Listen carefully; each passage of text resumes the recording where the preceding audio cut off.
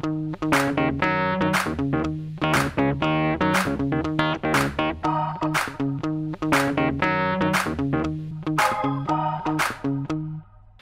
comentarles que hace un año muchos de ustedes confiaron en nosotros sin saber lo que deparaba por ahí el destino con respecto a la entrada de vigencia del nuevo Código Civil y Comercial, un adelantamiento al 1 de agosto. Y esto para nosotros, como conducción del Centro Estudiante, ha sido un gran desafío. Nos ha puesto a trabajar y a pensar y muchas veces hasta intentar adecuarnos de la mejor manera. Y fue por esto que en los primeros días de cursado notábamos la falta de material para comprender esta reforma, lo que implicaba, y fue que organizamos el primer congreso del Nuevo Derecho Privado Argentino, donde muchos de ustedes seguramente habrán participado. Luego también nos importó la opinión que tenían los docentes de la casa respecto a la reforma, y es por eso que creamos la figura del boletín jurídico y estuvimos entregando los ejemplares de forma gratuita desde el Centro de Estudiantes. Y también notamos algunos puntos por ahí difíciles de entender. Fue por eso que nos comunicamos con los titulares de las cátedras de civiles y comerciales y les propusimos la idea de filmar sobre un tema específico y donde seguramente muchos de ustedes se habrán encontrado en el canal de YouTube para poder estar aprovechando estas herramientas. Pero todo esto que estuvimos haciendo del Centro Estudiante siempre tuvo tal vez una óptica muy interesante respecto, obviamente, a la reforma, pero siempre de una mirada muy propositiva, y es por eso que, como entendemos por ahí, la democracia, en donde la pluralidad de ideas hace a la esencia propia de la democracia en la discusión, y es lo que enriquece a las comunidades, es que le propusimos al doctor Julio César Rivera, que sabíamos que él tenía tal vez algunas observaciones con respecto al nuevo Código Civil y Comercial, que esté compartiendo con nosotros un ratito de su tiempo y nos comente qué era lo que él encontraba dentro del nuevo Código Civil y Comercial.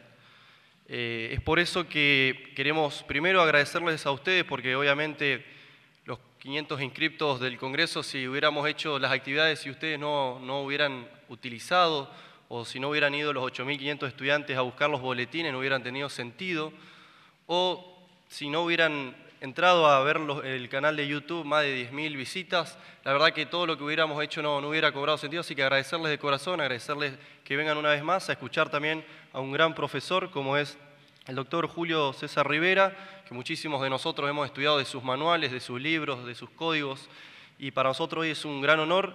También agradecerle infinitamente porque ha tomado un vuelo especial para venir a charlar solamente con los estudiantes, y esto denota una clara muestra del compromiso con la educación pública que tiene el doctor Julio César Rivera, de tomarse un vuelo realmente desde Buenos Aires para charlar 1 hora y media con nosotros. Así que, sin más, quería agradecerle de corazón desde el Centro de Estudiantes, doctor Julio César, y agradecerle nuevamente a ustedes, chicos. Vamos a dar inicio a esta charla que tiene como título Temas controversiales del nuevo Código Civil y Comercial. Muchas gracias.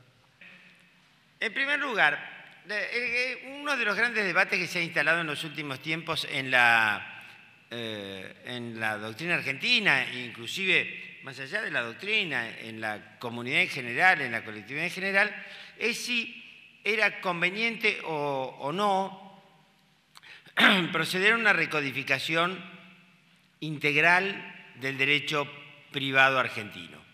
Esto es, ustedes quizás hayan leído en alguno de los diarios de circulación nacional algún artículo publicado por un amigo mío, el doctor Alejandro Fargosi, en el cual señala que la recodificación importa romper con la tradición jurídica nacional, tirar por la borda 150 años de jurisprudencia y de doctrina, que solo la Italia fascista de 1942 reformó o renovó íntegramente la legislación, sustituyendo el Código Civil y el Código de Comercio por el Código Civil de 1942, aquel que preparara Filippo Basali, el gran jurista italiano, etc.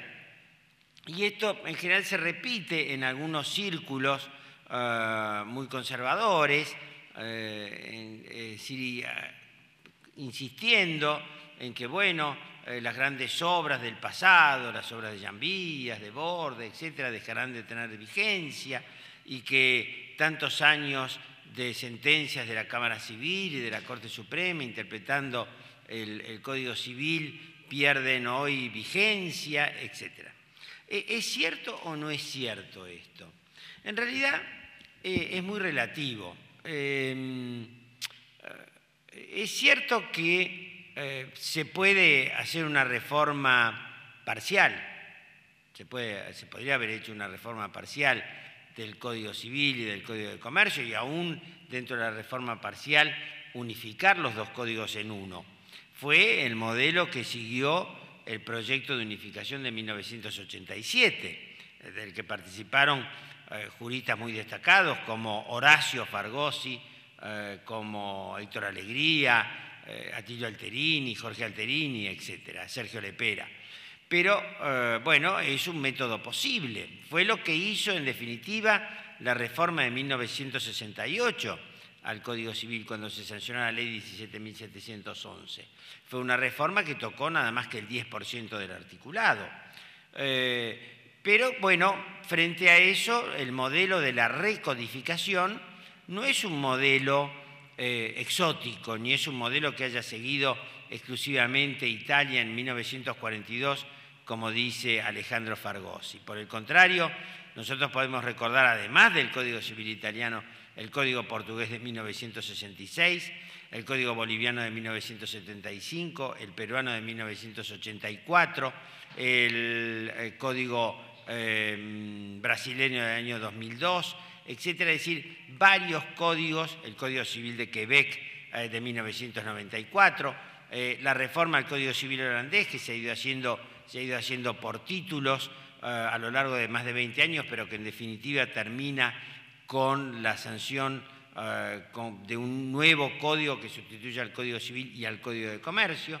Es decir, que el modelo de la recodificación total no es un modelo que haya sido seguido exclusivamente en un ambiente totalitario como el de Italia en 1942, sino que por el contrario es un modelo que ha sido seguido en muchos países y que refleja, digamos, una forma de legislar que es perfectamente plausible. Vean ustedes que entre nosotros, por ejemplo, cuando se sanciona la ley 17.711 en 1968, un jurista que no podía ser calificado de revolucionario, ni muchísimo menos como era Jorge Joaquín Llambías, cuestionaba el método de la reforma parcial.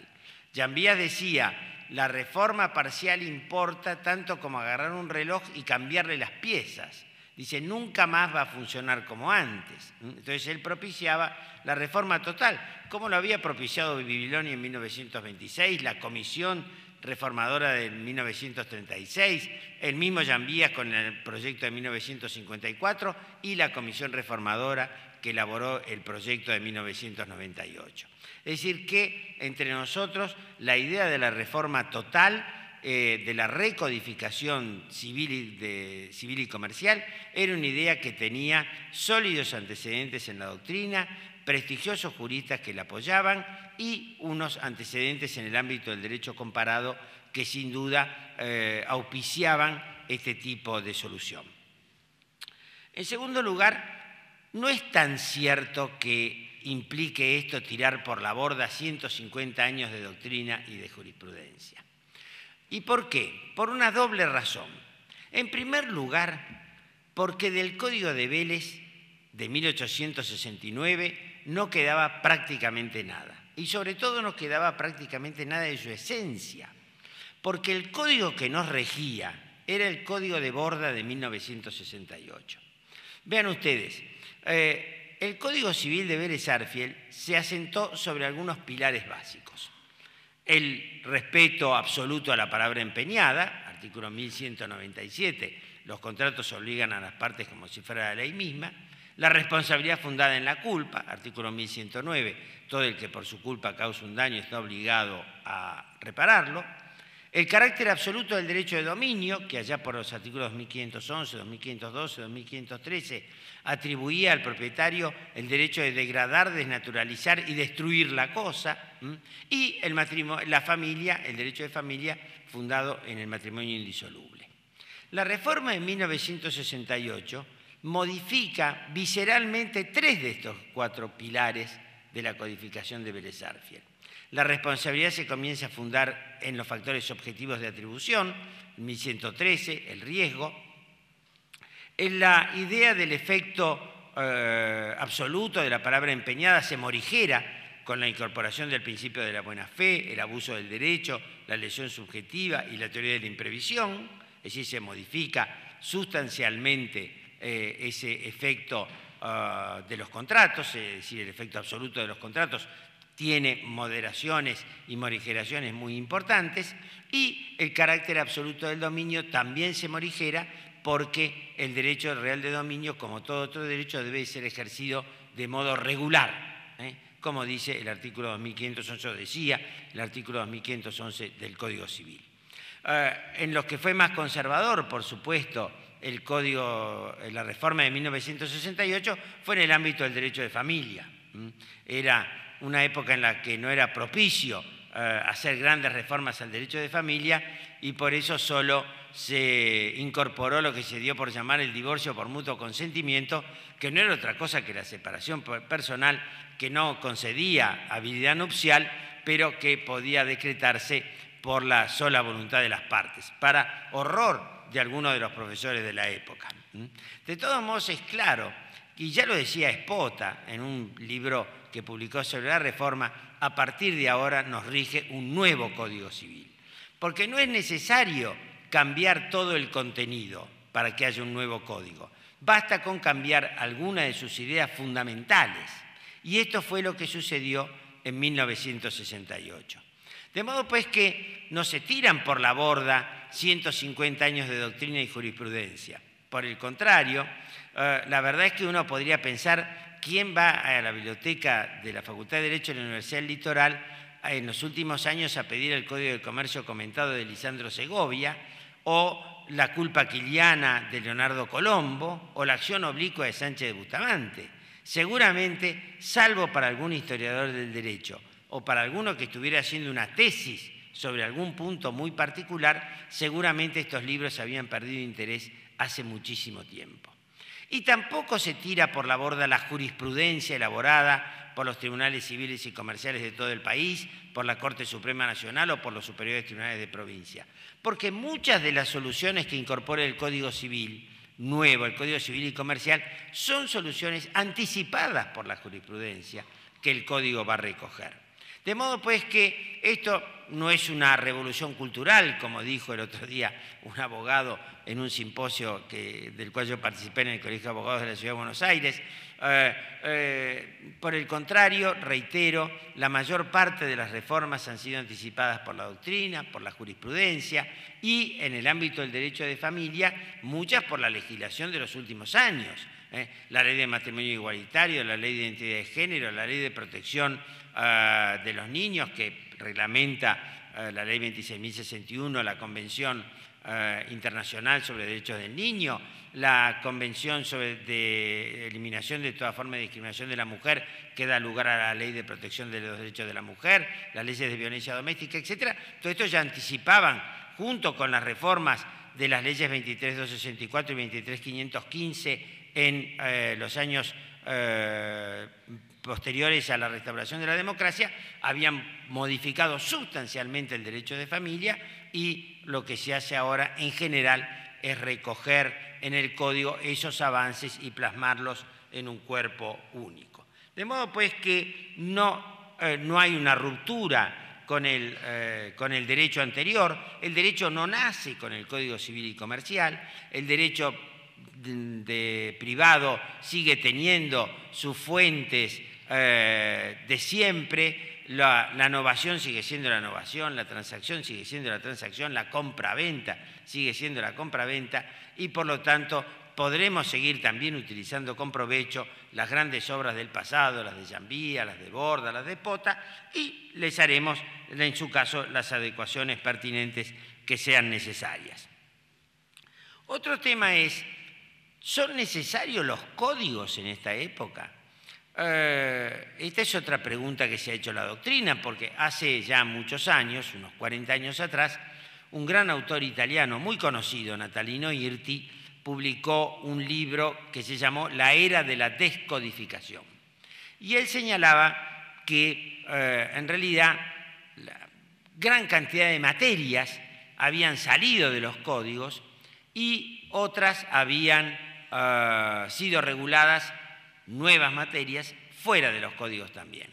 De modo pues que él anticipaba en alguna medida la desaparición de los códigos. Lo cierto es que el tiempo no le dio la razón a Natalino Irti.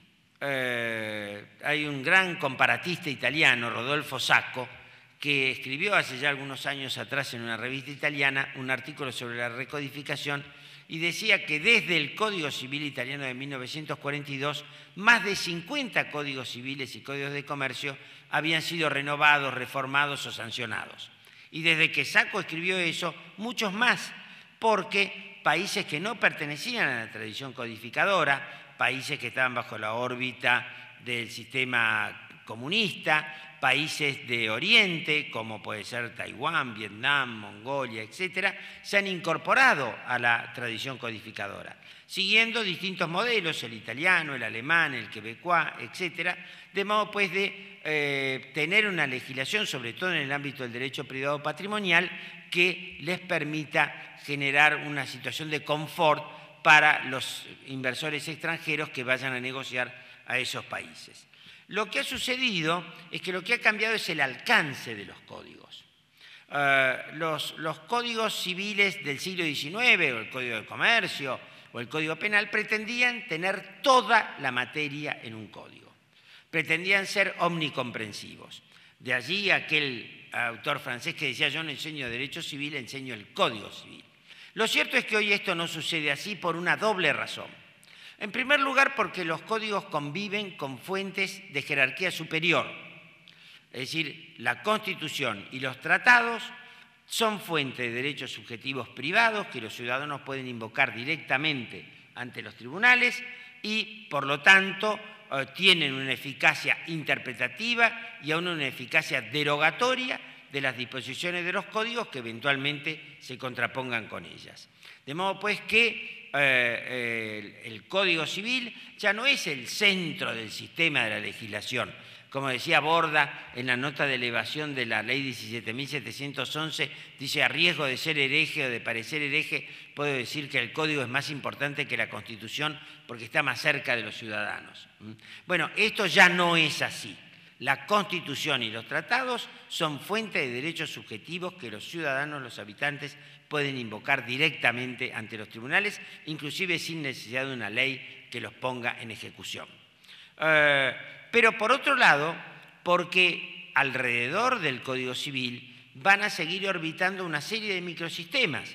O sea, el Código Civil y Comercial va a convivir con la Ley de Sociedades, con la Ley de Seguros, con la Ley de Quiebras, con la Ley de Transporte Multimodal, con la Ley de Tarjeta de Crédito y con otra multitud de leyes que subsisten. Inclusive en los fundamentos que acompañaron al anteproyecto del Código Civil se dice claramente que el Código Civil será el centro del sistema de derecho privado.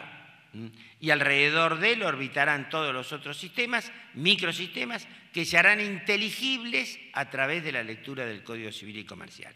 Es decir, el Código es ahora el reservorio de los conceptos generales y los microsistemas regulan las instituciones particulares que merecen ser reguladas en una norma particular, como puede suceder con las sociedades, con las quiebras o con los seguros. Lo que sucede es que cuando en la ley de sociedades, en la ley de quiebras y en la ley de seguros usamos las palabras novación, transacción, hipoteca, privilegio, preferencia, etcétera, esos conceptos están en el Código Civil, hoy, entre los otros, en el Código Civil y Comercial. De este modo, como dice un autor italiano, el Código Civil se transforma en alguna medida en el tejido conectivo que vincula a todos los microsistemas entre sí y con el Código Civil y Comercial en particular.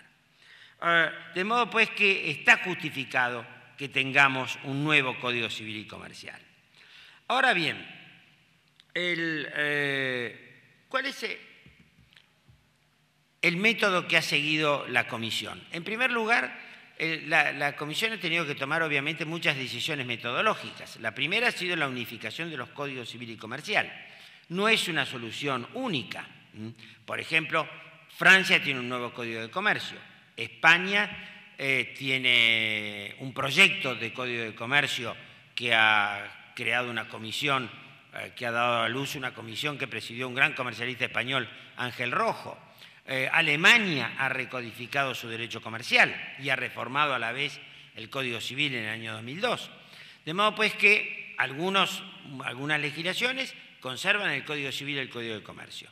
Otros han, por el contrario, unificado el Código Civil y el Código Comercial. El modelo típico es el Código Civil italiano de 1942, pero hay otros modelos en el mundo que han seguido la misma pauta. Entre nosotros, la idea de la unificación es una idea que goza de prestigio. Desde el primer Congreso Argentino de Derecho Comercial de 1940 se propicia la unificación del Código Civil con el Código de Comercio.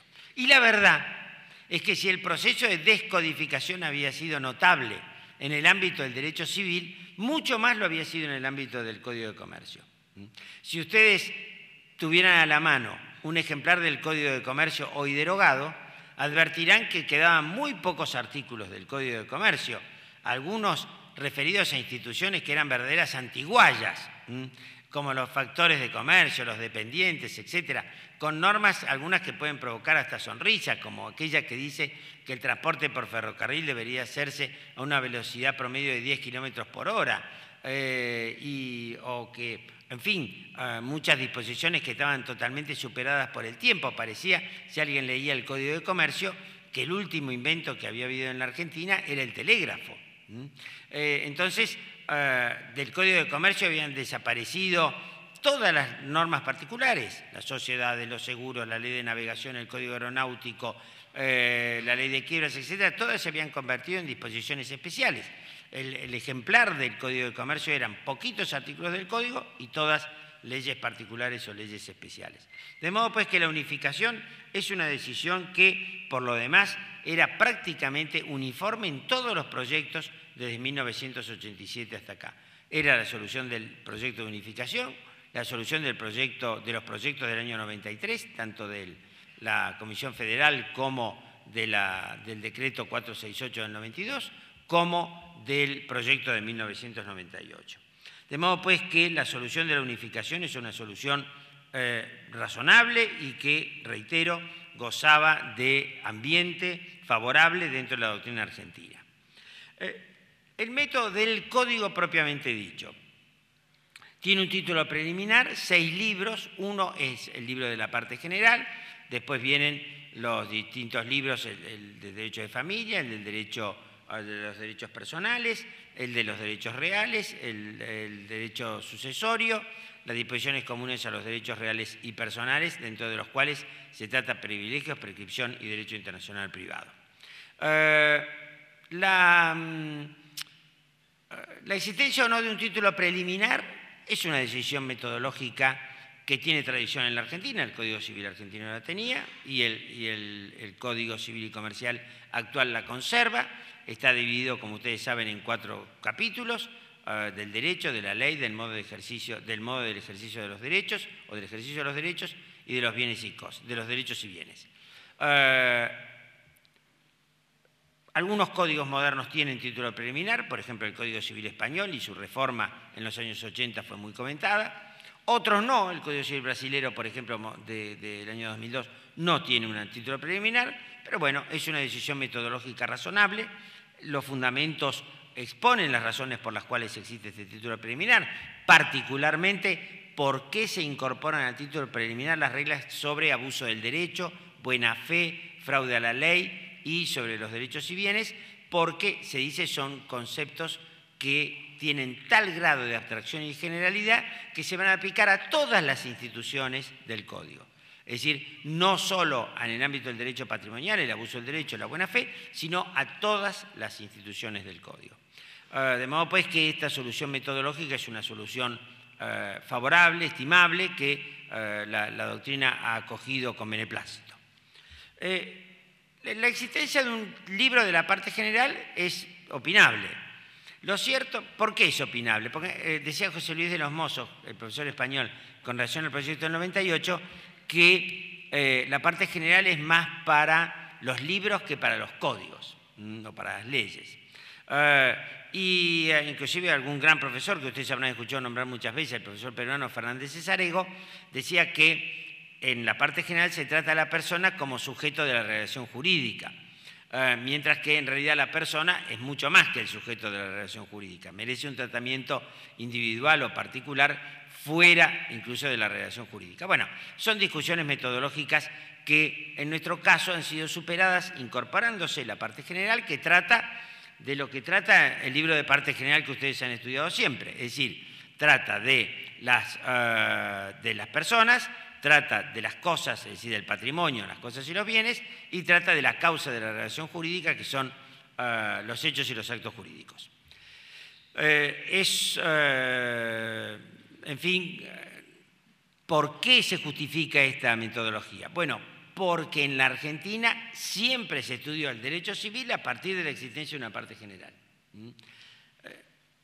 En realidad el Código Civil de Vélez Sarsfield no tenía una parte general, pero en realidad en el año 1910 hubo una mini comisión formada por Juan Antonio Bibiloni, Prayones y algún otro profesor que tenía que hacer el programa de estudios de la Facultad de Derecho de la Universidad de Buenos Aires.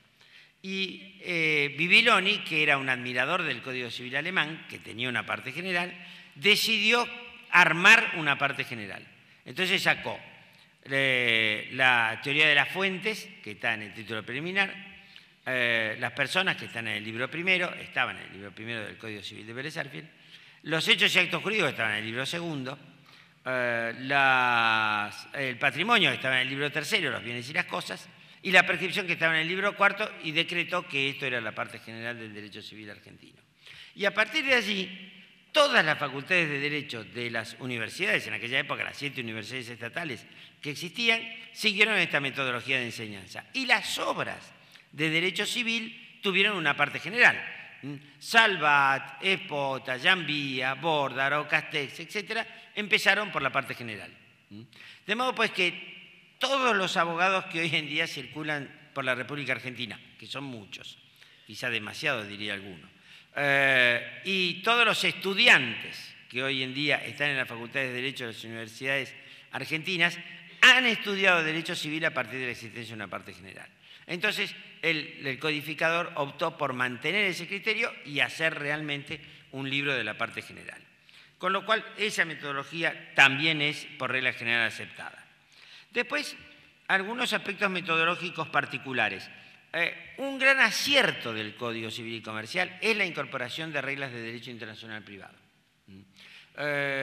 ¿Por qué?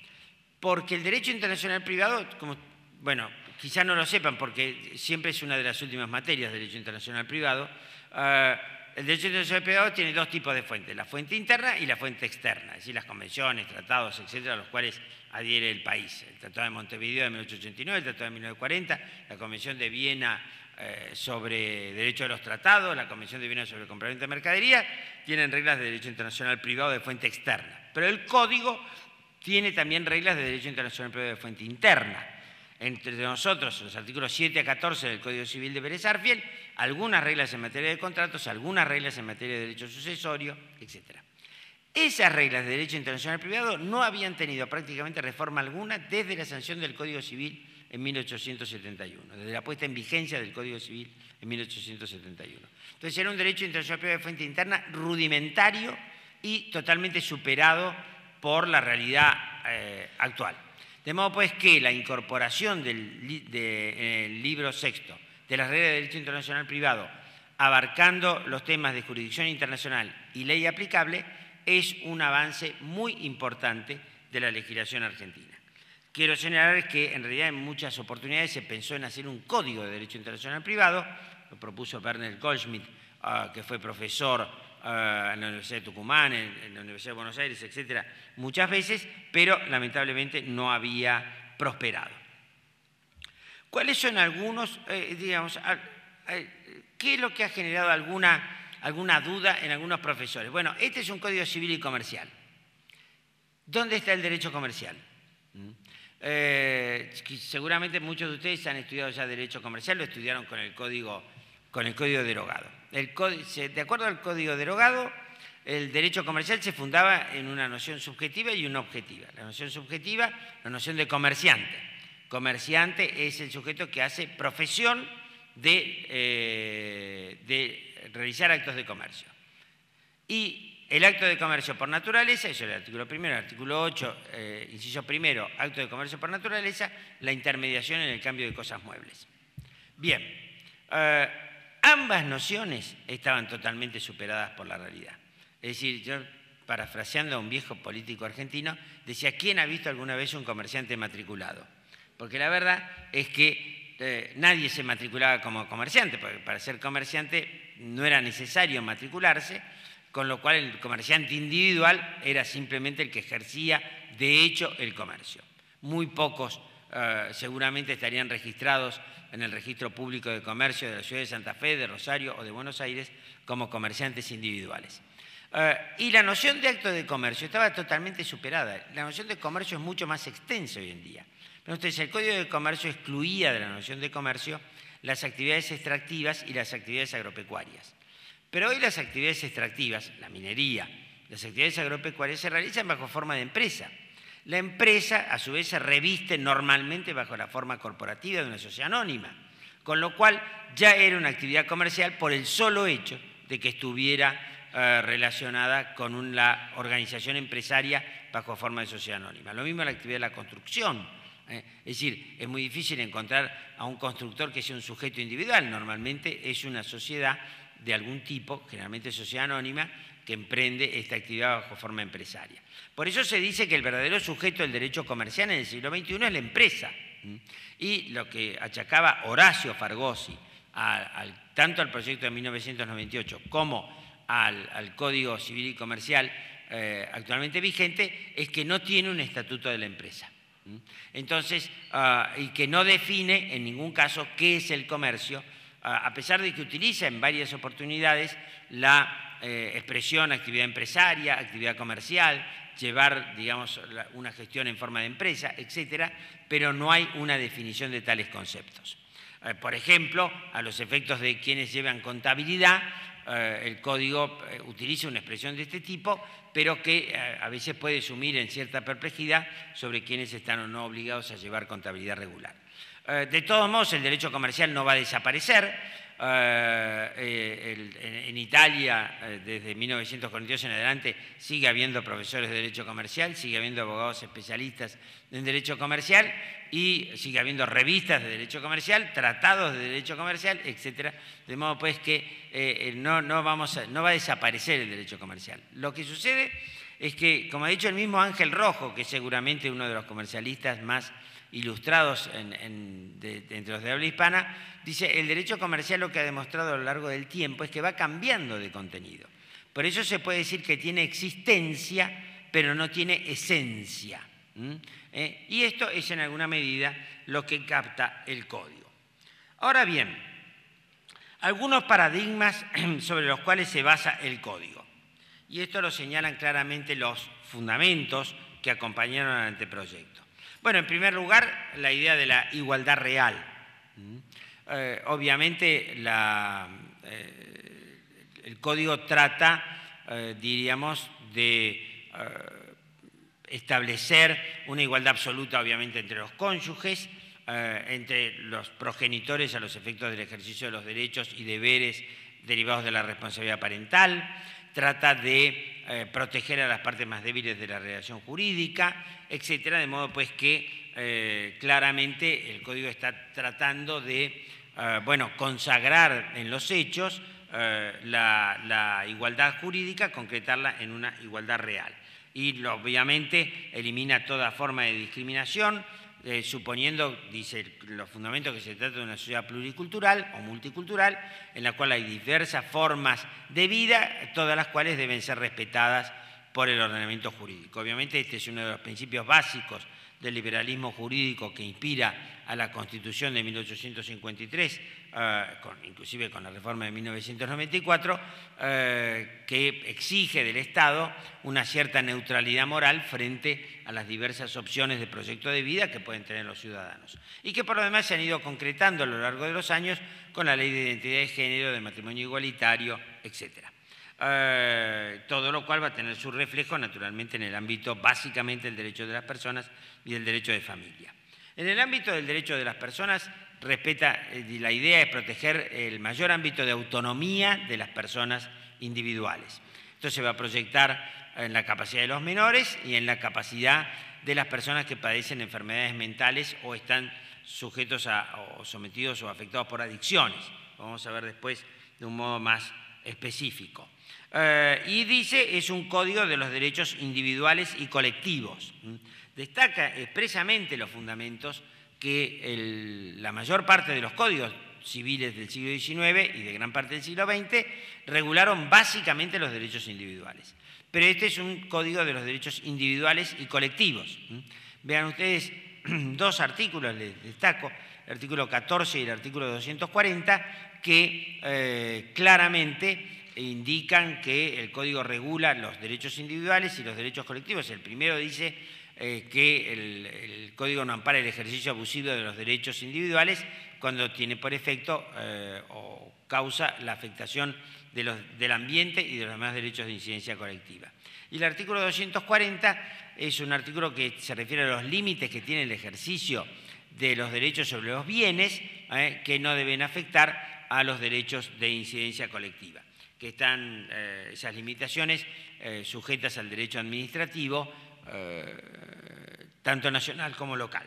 Esto ha provocado alguna controversia entre los constitucionalistas que ven alguna posibilidad de desequilibrio de los derechos en beneficio de los derechos colectivos respecto de los derechos individuales. Es una cuestión que se verá con el tiempo cómo evoluciona. Bien, entremos ahora a algunos aspectos concretos del código. En particular el título preliminar es la comisión ha hecho mucho hincapié en los fundamentos, en la importancia del título preliminar. El problema es que el título preliminar ha sido en alguna medida tocado por las reformas que le introdujo el Poder Ejecutivo y el Congreso de la Nación. Hay que señalar que las modificaciones introducidas por el Congreso y por el Poder Ejecutivo son muy coherentes, están todas mal. Es decir, se han conseguido el efecto de, perjudicar la calidad del código sin ninguna duda. Vean ustedes, en primer lugar, el título preliminar, como les decía, tiene 4 capítulos. El derecho a la ley, el ejercicio de los derechos y los bienes y derechos. La distinción entre derecho y ley es destacada en los fundamentos por los autores. ¿Por qué? Bueno, dice, y seguramente esto es de puño y letra de Ricardo Lorenzetti, que en el estado actual de la filosofía jurídica no sería admisible una identificación del derecho con la ley. Lo cual importa, dicen los comentaristas, el abandono del positivismo legalista que había inspirado básicamente la enseñanza del derecho en la Argentina durante mucho tiempo. En la Facultad de Derecho de la Universidad de Buenos Aires, a través de Carlos Cosio, Ambrosio Gioja, etcétera, que eran marcadamente positivistas.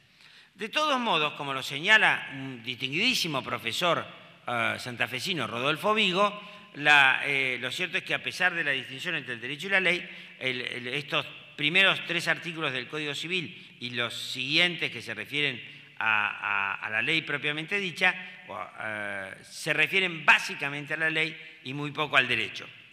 En primer lugar, con respecto a las fuentes, el Código dice: los casos que este Código rige deben ser resueltos según las leyes que resulten aplicables conforme con la Constitución y los tratados de derechos humanos.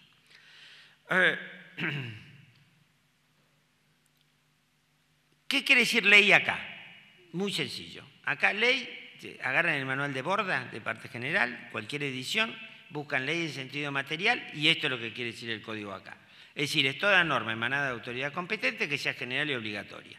Esto es lo que deben seguir los jueces para resolver los casos que se plantean en este código. De acuerdo, por supuesto, con la Constitución y los tratados, porque la Constitución y los tratados, de acuerdo a la Constitución, son normas de jerarquía superior, artículos 31 y 75 de la Constitución Nacional. El anteproyecto de código decía la Constitución y los tratados, punto. Ahora, en el Congreso se le agregó y los tratados de derechos humanos en los que la República sea parte. Y esto genera cierta perplejidad. ¿Por qué? Porque en realidad todos los tratados son ley suprema de la nación con jerarquía superior a las leyes. Es decir, que tanto la Convención sobre la Eliminación de toda forma de discriminación de la mujer como la Convención de Viena sobre compraventa de mercaderías son tratados que tienen jerarquía superior a las leyes dictadas por el Congreso de la Nación. Entonces, esto, digamos, ¿qué quiere decir acaso? ¿Que los demás tratados no son fuentes que el código o el juez deba tener en cuenta? Obviamente no. Y además, la invocación a los tratados de derechos humanos se va a reiterar en el artículo 2 cuando se trata de la interpretación. Lamentablemente, este agregado no parece tener, digamos, demasiado sentido. Pero mucho peor es lo que viene a continuación. Porque el código decía, a tal efecto, se tendrá en cuenta la jurisprudencia en consonancia con las circunstancias del caso. Por alguna razón desconocida, se suprimió la jurisprudencia y se puso, a tal efecto se tendrá en cuenta la finalidad de la norma. Yo recuerdo haber compartido alguna charla, algún panel con Aida Kemmelmacher, que estaba muy orgullosa de que el artículo 1 mencionaba expresamente a la jurisprudencia como fuente del derecho. Y lo cierto es que el Congreso lo suprimió. ¿Por qué lo suprimió? Reitero, nadie lo sabe, puede haber distintas hipótesis, pero lo cierto es que, aunque el código no la mencione, la jurisprudencia es una fuente del derecho en el derecho argentino, no hay ninguna duda. Los jueces y los abogados siempre estudian los precedentes que existen sobre un caso. Uno, como abogado, cuando tiene que fundar una demanda o una contención de demanda, etcétera, ¿qué es lo que hace? Ve cuál es la norma aplicable y después ve cómo los tribunales que van a intervenir en ese caso, en la jurisdicción de que se trata, han aplicado esa norma en caso de trama fáctica relativamente análoga o parecida. De modo pues que en realidad los abogados generalmente estamos mucho más preocupados por saber cómo la Cámara Civil de la Capital Federal o la Cámara Civil Comercial de la Ciudad de Santa Fe han aplicado el 1113, que es sobre lo que dice el 1113, que todo el mundo decía, perdón. El 1113 ahora es otro número, lamentablemente ya nunca más me voy a aprender los números del nuevo código, pero esto le pasa a todos los abogados de mi edad. Ustedes, por suerte, ya se los van a aprender. De modo pues que la supresión de la jurisprudencia es sin razón, no tiene ninguna justificación, pero además se lo ha sustituido por se tendrá en cuenta la finalidad de la norma, que no es una fuente. La finalidad es un criterio interpretativo. Tanto es así que el artículo 2, cuando habla de la interpretación, dice la ley debe ser interpretada teniendo en cuenta sus palabras, sus finalidades.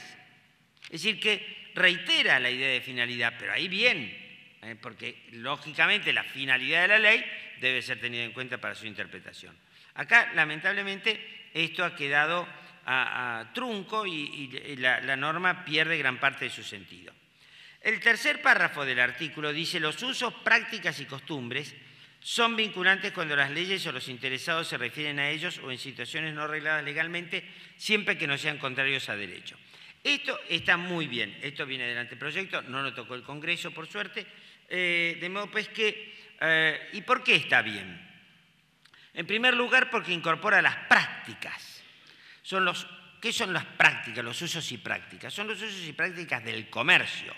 No son como la costumbre, que ustedes habrán estudiado en parte general. La costumbre tiene un elemento que consiste en la reiteración de una determinada conducta por parte de los ciudadanos con la convicción de ser jurídicamente obligatoria. No. Las prácticas o los usos y prácticas son los usos y prácticas del comercio, del tráfico. Son las conductas que siguen, por ejemplo, las empresas del mercado del petróleo y del gas, o las empresas de la construcción, o los bancos entre sí, etcétera, que tienen, digamos, un determinado nivel de negociación y que van elaborando ciertas prácticas que se van transmitiendo como costumbre prácticamente. Es lo que en definitiva se llama la lex mercatoria, el derecho comercial internacional de fuente consuetudinaria. Es básicamente un derecho consuetudinario. Y vean ustedes que entonces eso está muy bien, porque además dice, son vinculantes cuando las leyes se refieren a ellos en situaciones no regladas legalmente, esto es lo mismo que el artículo 17 del Código derogado, o cuando los interesados se refieren a ellos. Y esto el Código lo va a reiterar en varias oportunidades. Lo reitera cuando habla de la integración del contrato y lo reitera en materia de derecho internacional privado cuando dice cómo las partes pueden elegir la ley aplicable a los contratos internacionales. Entonces, lo que quiere decir es que las partes pueden incorporar sus usos y prácticas al contrato. Forman parte de la regulación del contrato. Y esto en los contratos internacionales es muy común. Por ejemplo, en el ámbito de los contratos de la construcción, de los grandes contratos de construcción, la ampliación del Canal de Panamá, la ampliación del Canal de Suez, la construcción del puerto de aguas profundas de Madagascar, la construcción del túnel bajo el Canal de la Mancha, etcétera, se aplican unas reglas internacionales en materia de construcción que se llaman reglas FIDIC. Bueno, las partes pueden incorporar esas reglas a sus contratos y forman parte entonces de la, digamos, normativa propia del contrato. En ese sentido, el artículo primero ha sido, digamos, debe merecer todo el auspicio. Con respecto a la interpretación, el código, bueno, el código, y en esto, digamos, hay, diríamos, el código asume, y sobre todo en los fundamentos y la doctrina que lo ha explicado después, asume la idea de que la ley debe ser interpretada, digamos, no de un modo riguroso, a través de un orden o prioridad de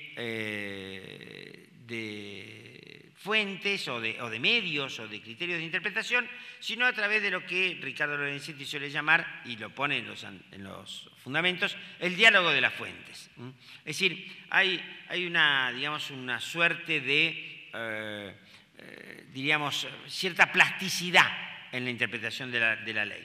Por eso dice que se debe interpretar según las palabras, la finalidad, las leyes análogas, las disposiciones que surgen de los tratados de derechos humanos. Acá está bien la mención de los derechos humanos, porque esos tratados involucran la definición de ciertos valores fundamentales de la sociedad que por lo tanto deben inspirar la interpretación de la ley en todos los casos. Y después dice los principios y los valores jurídicos. Acá los principios generales del derecho. Esto ha trabajado mucho la doctrina y ha trabajado mucho la doctrina santafesina en particular. Hay un magnífico trabajo de Guastavino hace ya muchos años sobre los principios generales del derecho y, por supuesto, los trabajos de Rodolfo Vigo sobre los principios generales del derecho. Vigo dice que en alguna medida se ha devaluado los principios generales acá. ¿Por qué? Porque en el Código derogado los principios eran una fuente integrativa del ordenamiento, suplían las lagunas de la ley. En cambio acá son un criterio de interpretación. Lo curioso es que en los antecedentes, en los fundamentos, se dice los principios generales del derecho tienen una función interpretativa, integrativa y de control axiológico. Pero eso no se ha visto reflejado en el texto, lamentablemente. En ese sentido, seguramente el texto de Vélez Sarsfield era más preciso. En el capítulo segundo, el problema básico está dado por el famoso artículo 7. El artículo 7 se refiere al modo de aplicación de la ley en el tiempo. Es cierto, el problema de la aplicación de las nuevas leyes en el tiempo es un problema sumamente complejo, muy difícil y que no admite soluciones unívocas. Este artículo 7 viene del Código Civil derogado, había sido incorporado por la reforma del año 1968 y estaba inspirado en una ponencia de Borda presentada al Tercer Congreso Nacional de Derecho Civil, y Borda se había inspirado en la obra de un autor francés que se llama Paul Rouvier. En los últimos 2 meses, Rouvier ha sido maltratado por la doctrina argentina de manera sistemática porque todo el mundo se ha decidido a tratar de interpretar el artículo 7 y por lo tanto lo que Rouvier dice en su obra, que ha sido resumido en este artículo 7 de manera muy apretada. El artículo 7 tiene, yo les diría, básicamente 5 normas, 5 principios, o reglas si quieren. La primera, el efecto inmediato de la ley. La nueva ley se aplica a las situaciones y relaciones, a las consecuencias de las situaciones y relaciones jurídicas en curso. O sea, si alguien se casó por ejemplo, cuando se sancionó el Código Civil, el único matrimonio que existía era el matrimonio religioso.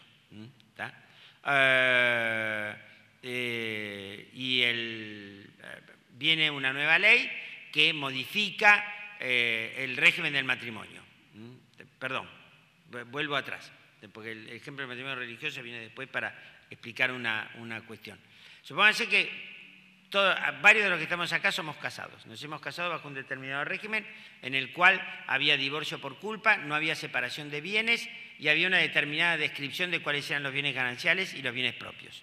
Y todo eso cambia a partir del 1 de agosto del 2015. Bueno, la ley se aplica de manera inmediata, de modo que aun cuando nos hayamos casado antes del 1 de agosto del 2015, estas nuevas reglas se van a aplicar a nuestros matrimonios. Es decir que, bueno, algún abogado y algún amigo preguntó, por ejemplo, si la supresión del deber de fidelidad, que ahora es nada más que un deber moral, blanquea todo lo anterior. Bueno, sí, efectivamente. Es decir, ya ningún cónyuge podrá demandar a otro por divorcio causal, es decir, atribuirle culpa causada en la infidelidad, las injurias graves o cosas por el estilo. El divorcio es incausado y este es el régimen que se aplica a todos nos hayamos casado antes o después del 1 de agosto del 2015. Este es el primer punto. El segundo punto es que las leyes no tienen efecto retroactivo. Esto es un principio básico. No es en la Argentina un principio de derecho constitucional, lo es solo en la materia de ley penal. En algunos países la irretroactividad de la ley rige también como principio constitucional para las leyes civiles. En nuestro país no, solo para las leyes penales. Es un principio legal. Por lo tanto, tercera regla, el mismo código admite que las leyes pueden disponer para el pasado, pero en ese caso no deben afectar derechos amparados por garantías constitucionales. La cuarta regla es las nuevas leyes supletorias no se aplican a los contratos en curso de ejecución. Es una regla que proviene de la obra de Rouvier, efectivamente, porque Rouvier, como un autor francés que escribe entre 1928 y 1960, considera que los contratos son sagrados y por lo tanto las nuevas leyes se aplican a los derechos reales y a la familia, pero no a los contratos, y entonces las nuevas leyes supletorias no se aplican a los contratos, y lo que agregó el nuevo Código Civil, las nuevas leyes supletorias se aplican a los contratos cuando en la relación de consumo son más favorables al consumidor. Y esta es la excepción, digamos, que incluye, que ya había sido propiciada por la doctrina francesa hace muchos años. ¿Cómo funciona sobre todo el primer párrafo, el párrafo del efecto inmediato? Este es el problema más serio. Rouvier distingue entre lo que se llama la constitución y la extinción de la relación o situación jurídica y lo que pasa en el medio, los efectos que produce la relación jurídica. Entonces dice, la constitución de la relación jurídica no puede ser afectada por la nueva ley. La extinción de la relación jurídica no puede ser afectada por la nueva ley. La nueva ley solo puede afectar las consecuencias que se producen entre la constitución y la extinción. Eso está fenómeno, teóricamente. Cualquier alumno lo puede repetir en un examen, cualquier abogado lo puede decir en un escrito. El problema es cómo funciona en la realidad. ¿Por qué? Porque puede haber infinidad de casos en los cuales es difícil determinar qué es una consecuencia y qué es, por el contrario, formando parte o qué está formando parte de la Constitución. El ejemplo típico que dan todos los autores es un contrato de largo plazo en el cual el deudor estaba obligado a devolver una determinada suma con una cierta tasa de interés. Entonces dice, en el 2013 tenía que pagar una cantidad con una determinada tasa, 2014, 2015, 2016, 2017. En el 2015 viene una nueva ley que reduce los intereses. ¿Cómo se aplica esa nueva ley? Bueno, por ejemplo, la doctora Kamelmacher de Carlucci dice, la nueva ley claramente se aplica a todos los servicios no pagados, aún el que estuviera en mora. López de Zavalía dice, no, dice, la tasa de interés, López de Zavalía en un artículo publicado en el tomo 135 de la ley en 1968, referido al artículo 3, pero que es exactamente igual que este.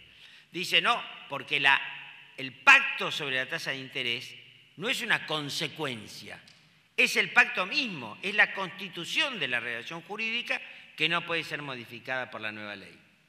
¿Y qué dice Rouvier? Rouvier hace una distinción. Dice, si la tasa es legal, la nueva ley se aplica, pero si la tasa es convencional, la nueva ley no la puede modificar. ¿Y esto saben a qué se aplica ahora? Al 765, a las obligaciones en moneda extranjera. Supónganse, y ya lo resolvió la Cámara Civil hace unos días, el nuevo Código Civil establece que las obligaciones en moneda extranjera se pueden satisfacer por el deudor por equivalente, es decir, pagando en moneda nacional al tipo de cambio vigente al día del pago.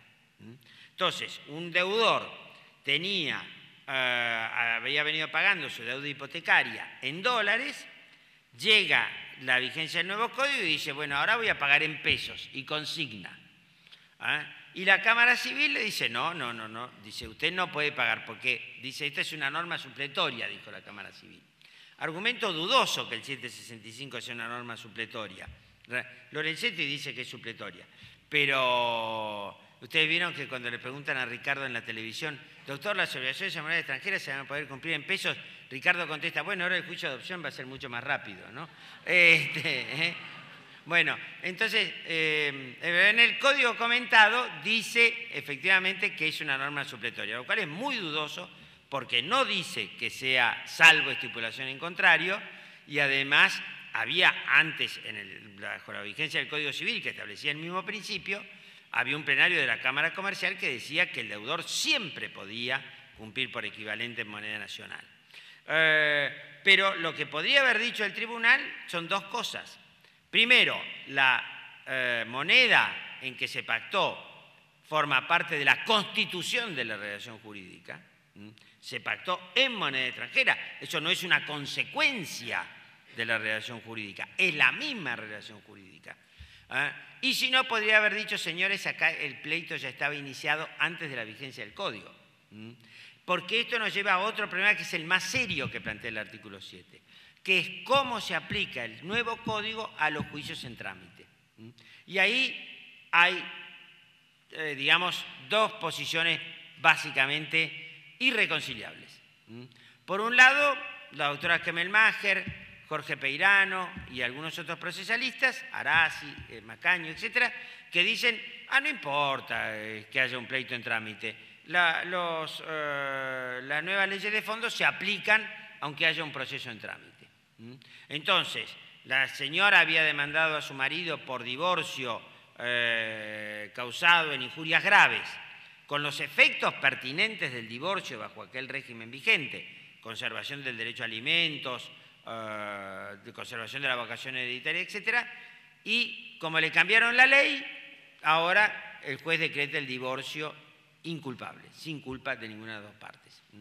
Y otros que dicen, no, mire, una vez que se estableció la relación jurídico-procesal, demanda, contestación, reconvención, contestación de la reconvención, las partes ya invocaron, alegaron y probaron sobre eso, y la nueva ley de fondo no se puede aplicar, no se puede modificar, porque importaría una afectación del principio de congruencia, de la garantía del debido proceso, etc. Que es lo que hemos sostenido, por ejemplo, el profesor López Mesa, nosotros mismos, en algunos trabajos publicados en la revista La Ley, etc. Y curiosamente ha salido una sentencia, no curiosamente, razonablemente ha salido una sentencia de la Cámara Civil y Comercial de Mendoza en un caso de divorcio, fallado en primera instancia, haciendo lugar al divorcio por culpa, y que cuando llega a la Cámara rige el nuevo código.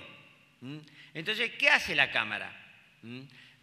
Tiene que resolver, resuelve con la misma ley que resolvió el juez de primera instancia o resuelve con una nueva ley.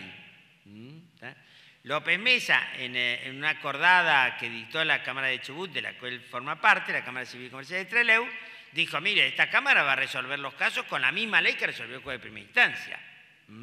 Y eso provocó la ira de Aida Kemelmacher, que publicó una nota sangrienta en la revista La Ley contra el pobre López Mesa, diciéndole de todo. Pero me parece a mí que López Mesa tenía razón.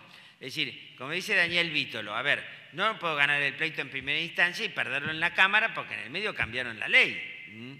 Esto no parece razonable, no parece justo.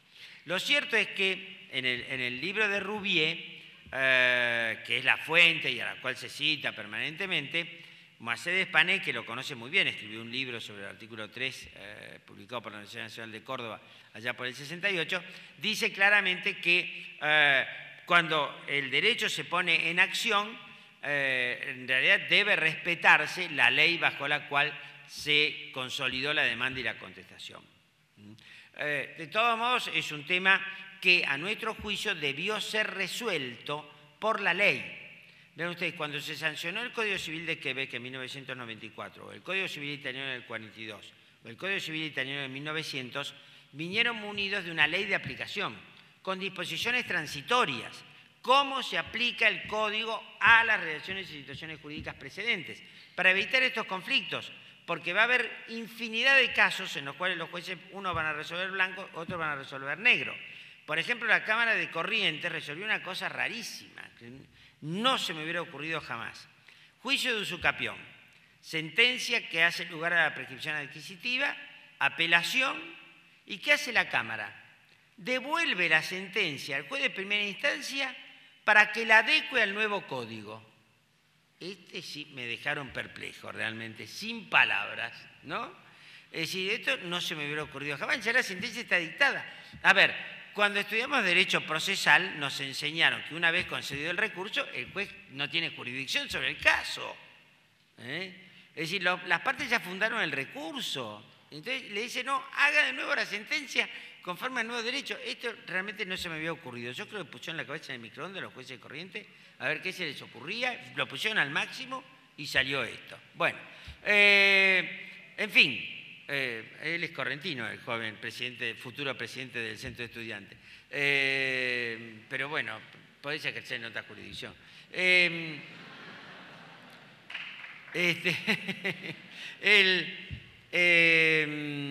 fin, y vean ustedes, yo venía insistiendo, inclusive antes de que entrara en vigencia el código, de que había que dictar una ley de este tipo. Entre nosotros hay experiencia. La ley de sociedades 19.550, la ley de concurso 19.551, todas trajeron disposiciones transitorias. Porque, por ejemplo, la ley 19.550 traía nuevas normas sobre estados contables. Pero decía, las nuevas normas sobre estados contables se van a aplicar al primer ejercicio que se abra después de la vigencia del código. O sea, para no cambiarle a las sociedades el régimen sobre estados contables en el medio del ejercicio, lo cual era muy razonable. Y había como 20 disposiciones transitorias en la ley de sociedades. De modo pues que había experiencias entre nosotros sobre eso. Lamentablemente, este artículo 7 es una herramienta, pero es una herramienta insuficiente. Este es el problema. Va a dar lugar a múltiples interpretaciones y esto ya pasó.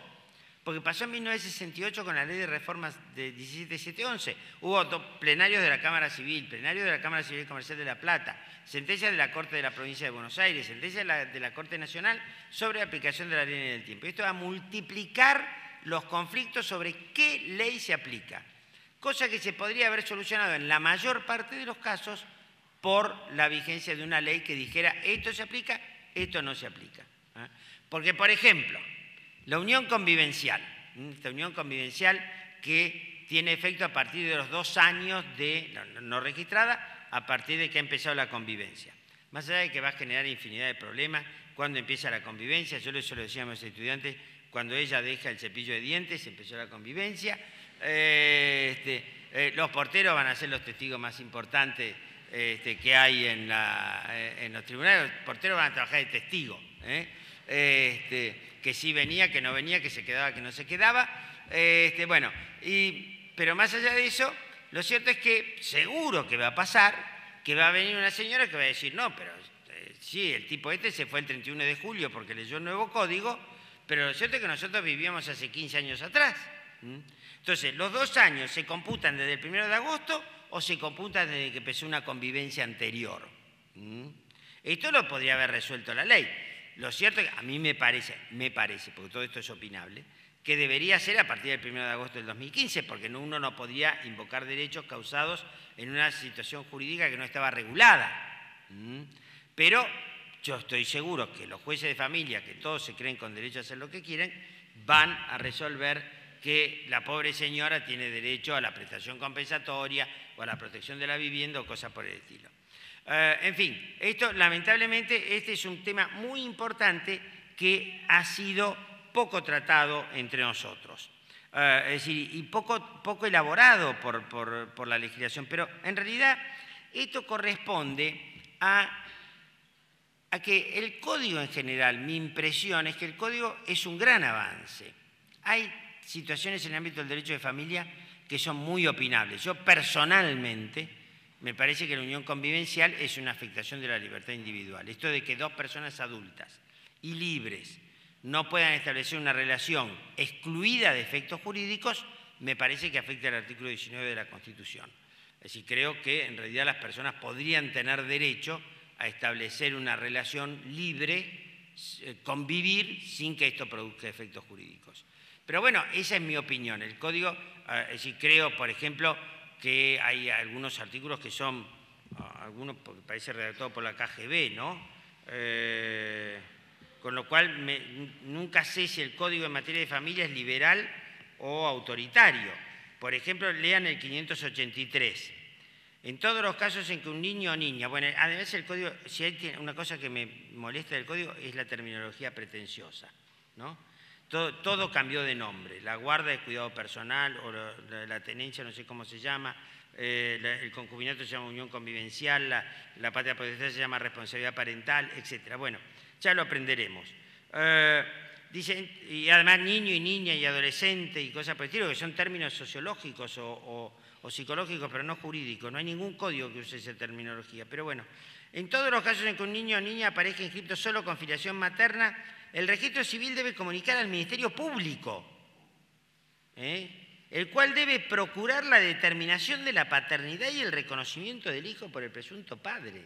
¿Y el artículo 19 de la Constitución dónde quedó? Las acciones privadas de los hombres que no ofenden a la ley ni causan daño a terceros quedan exentas a la autoridad de los magistrados y reservadas solamente a Dios. Pero sigue la KGB. Dice, a estos fines se debe instar a la madre a suministrar el nombre del presunto padre. Instar a la madre a dar el presunto padre. Y toda información que contribuya a su individualización y paradero. La declaración sobre la identidad del presunto padre debe hacerse bajo juramento. Previamente se asesorará a la madre de las consecuencias jurídicas que derivan de una manifestación falsa. Esto es de un autoritarismo poco común, ¿no? Es decir, ¿cómo en definitiva la unión convivencial? Por otro lado dicen, no, pero somos muy liberales. Eso sí, no se puede pactar ninguna regla que excluya o que imponga causales de divorcio. Y esto en el derecho comparado se conoce. Hay muchos estados de los Estados Unidos y de algunos otros países que autorizan a los cónyuges a casarse bajo un régimen en el cual se puedan divorciar, por ejemplo, solo por determinadas causas, o que el divorcio cause determinadas consecuencias patrimoniales. Esto está prohibido. Porque yo le pregunté a Ida Kemelmacher, de quien soy contemporáneo, en realidad soy un poco más joven, pero no lo voy a decir.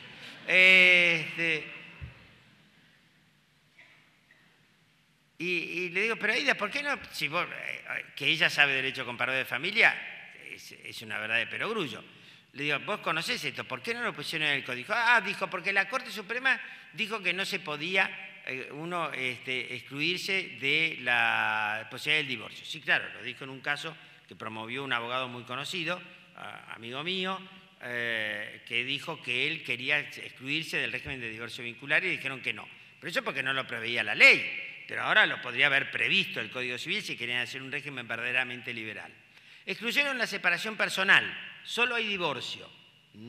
Bueno, ¿por qué excluyeron la separación personal? Puede haber cónyuges que por convicciones religiosas no quieran divorciarse, pero sí quieran separarse. Entonces, sin embargo, excluyeron la separación personal. Con lo cual, en el ámbito del derecho de familia, todo el liberalismo que hay en materia de técnica de reproducción asistida y voluntad procreacional va al fracaso cuando se trata de la adopción. Porque si uno es un matrimonio heterosexual que quiere adoptar un niño, es un sospechoso. Tiene que, no puede recibir la guarda directamente de los padres. Yo le decía a Aida, le digo, ¿sabes qué? Le digo, mi primo no lo podríamos haber adoptado. Y yo les voy a decir por qué, cómo fue el caso de la adopción de mi primo, el único juicio de adopción que hice en mi vida, en el año 72.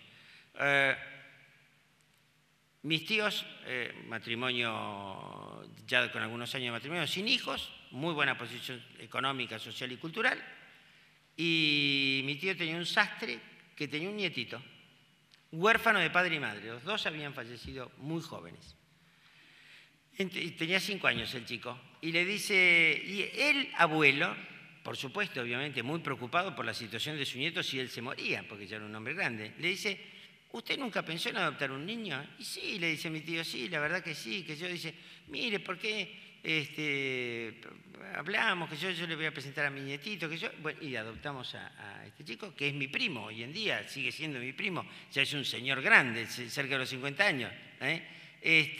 Bueno, eso hoy no se puede hacer.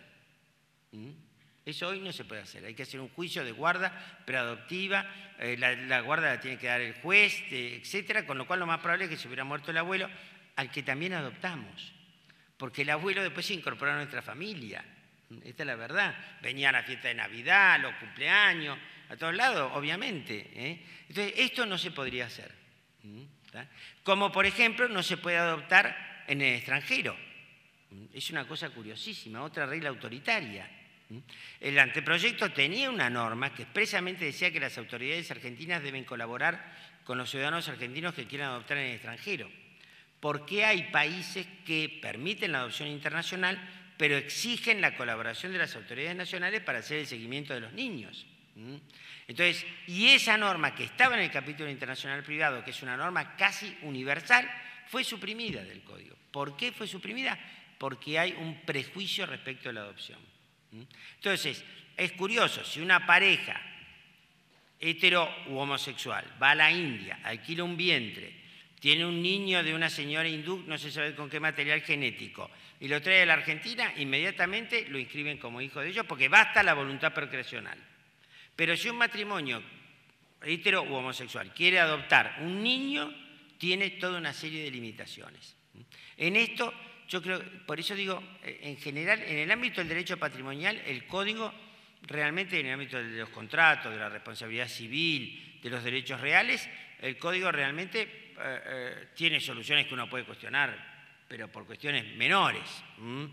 Pero en el ámbito del derecho de familia, algunas soluciones son francamente muy discutibles, muy opinables.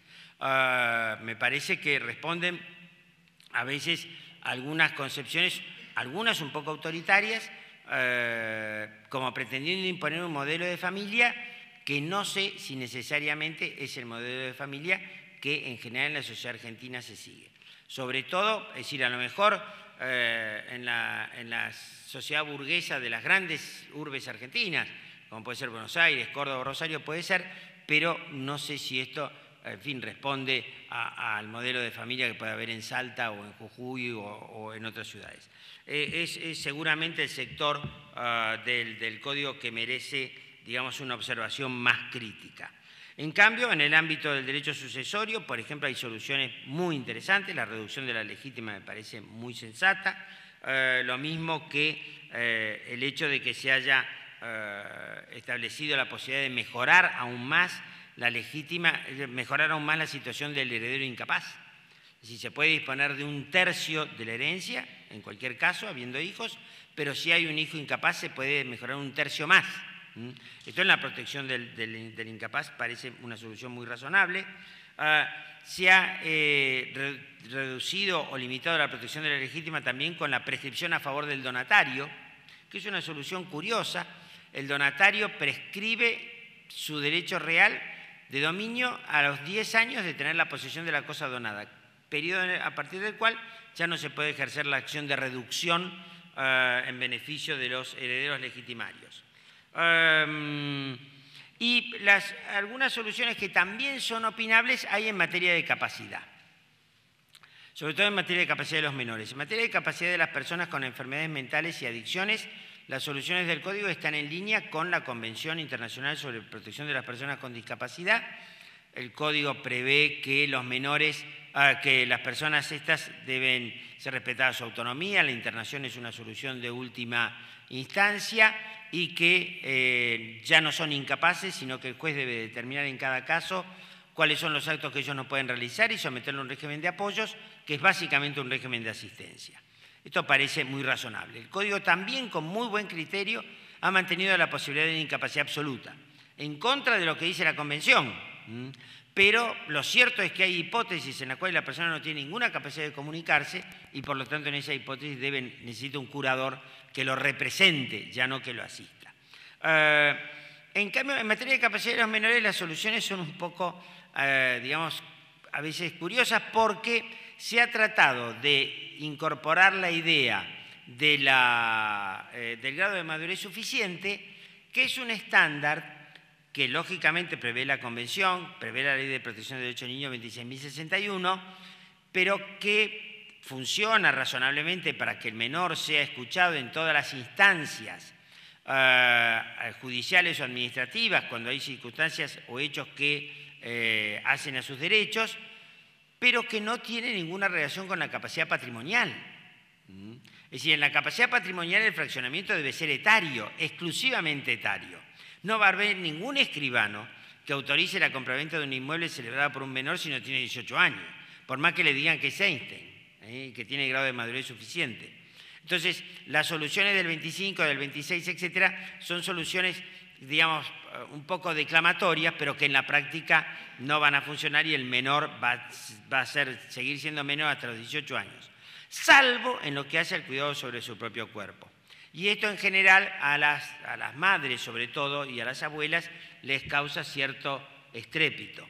Que los menores de 13 años tengan que dar su consentimiento para la realización de los tratamientos no invasivos o que sea necesario el consentimiento de los menores y el asentimiento de los padres para los tratamientos invasivos cuando esté en juego la salud de los menores, es una situación bastante diríamos, conflictiva, es decir, puede generar conflictos intrafamiliares. Y lo peor es que esos conflictos los resuelve un tercero que es el juez.